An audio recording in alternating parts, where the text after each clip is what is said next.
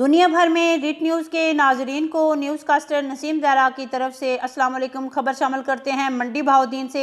मंडी बहावलदीन थाना सिटी के इलाका रेलवे रोड नज़ सबहान अल्लाह मेरज के करीब शहजाद इकबाल वल्द मोहम्मद इकबाल सबाकः उम्मीदवार برائے चेयरमैन कट्ठियालہ सैयदा गाड़ी नंबर ACU 885 में सवार होकर जा रहा था कि सबहान अल्लाह मेरज के करीब रास्ते में घात लगाए 3-4 नामعلوم अफराद ने हमला कर दिया, जिसके नतीजा में शहजाद इकबाल शदीद जख्मी हो गया, जिसको रेस्क्यू 1122 ने बर वक्त कार्रवाई करते हुए DHQ मुंतकिल कर दिया।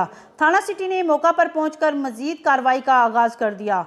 मंडी बहावलदीन में कत्ल, अगवा और चोरी डकैती की बढ़ती हुई वारदातें हमें दुनिया में जराइम पेशा साबित कर रही हैं। अब वक्त आ गया है पुलिस, अंजमन, ताजरान, सिविल सोसाइटी और सहाफ़ियों को मिलकर अमली इक़दामात उठाने होंगे। अगर हमने कुछ ना किया तो शायद अगली बारी हम में से किसी एक की होगी। मज़ीद खबरों से बाखबर रहने के लिए विज़िट करें हमारी वेबसाइट ritnews.com। इस खबर को आप तक पहुंचाने के लिए हमारे साथ ताउन किया है